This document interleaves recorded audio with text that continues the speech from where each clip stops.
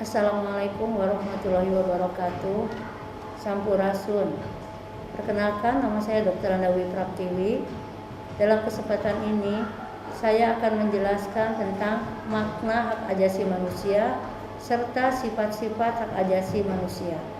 Setelah melihat tayangan ini, diharapkan siswa dapat menjelaskan tentang makna hak ajasi manusia serta dapat menyebutkan ciri-ciri hak ajasi manusia. Hak ajasi yang melekat pada diri manusia merupakan pemberian dari Tuhan Yang Maha Esa. Keberadaan hak ajasi manusia tidak dapat diganggu-gugat.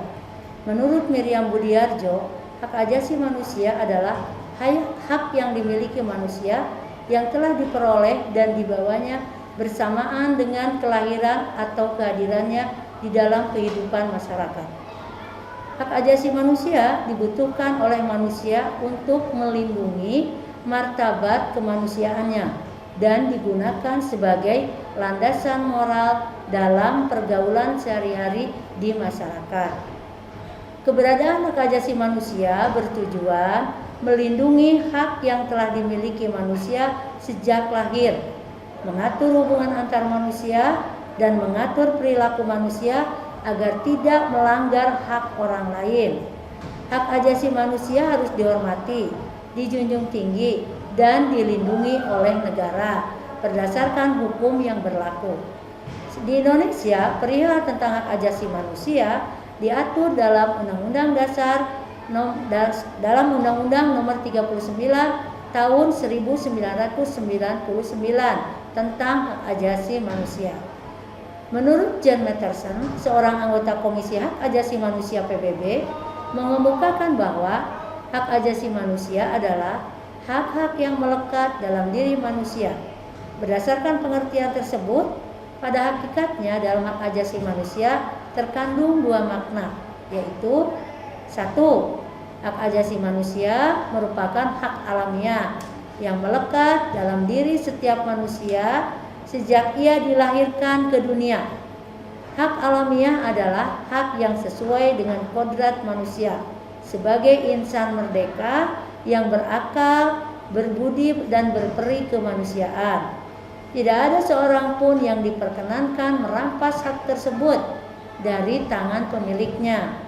Hal tersebut tidak berarti bahwa hak ajasi manusia bersifat mutlak tanpa pembatasan, karena batas hak ajasi manusia seseorang adalah hak ajasi manusia yang melekat pada diri orang lain.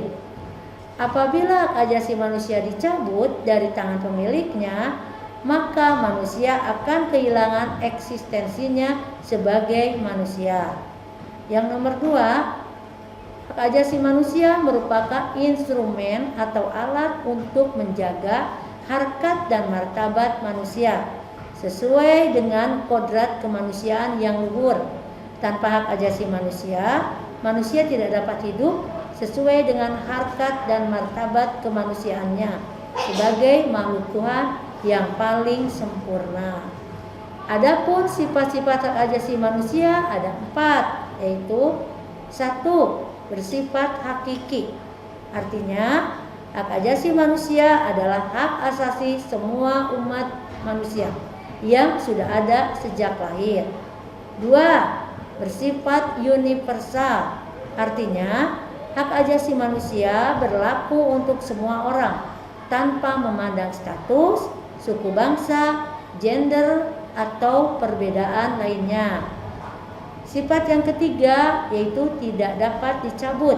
Artinya, hak ajasi manusia tidak dapat dicabut atau diserahkan kepada pihak lain. Dan yang terakhir adalah yang keempat, hak ajasi manusia bersifat tidak dapat dibagi. Artinya, semua orang berhak mendapatkan semua hak. Hak ajasi manusia bersumber pada pokok pikiran yang terdapat pada kitab suci yang menyatakan bahwa manusia diciptakan Tuhan dengan hak dan kewajiban yang sama. Kita dilarang memperlakukan sesama dengan sewenang-wenang. Kita semua sama di hadapan Tuhan. Yang membedakan adalah tingkat keimanan dan ketakwaan kita. Pada hakikatnya, pengakuan terhadap hak ajasi manusia merupakan suatu penghargaan atau pengakuan terhadap segala potensi dan harga diri manusia menurut kodratnya. Adapun kelahiran hak asasi manusia dilatar belakangi oleh 4 hal, yaitu 1. Adanya kesadaran manusia terhadap harga diri, martabat dan harga diri, harkat dan martabat manusia. Nomor 2, berkembangnya kesadaran manusia untuk menghormati sesamanya melalui ajaran agama. 3, perkembangan sejarah telah memperlihatkan terjadinya penjajahan sekelompok manusia yang satu terhadap kelompok manusia yang lain. Dan yang terakhir adalah dalam masyarakat suatu bangsa terdapat golongan-golongan yang berbeda-beda dalam haknya. Misalnya pejabat atau bangsawan memiliki hak yang istimewa, sedangkan masyarakat biasa tidak memiliki hak-hak tertentu, sehingga menimbulkan kecemburuan sosial. Demikian penjelasan saya tentang hak asasi manusia. Terima kasih. Wassalamualaikum warahmatullahi wabarakatuh. Salam sehat selalu.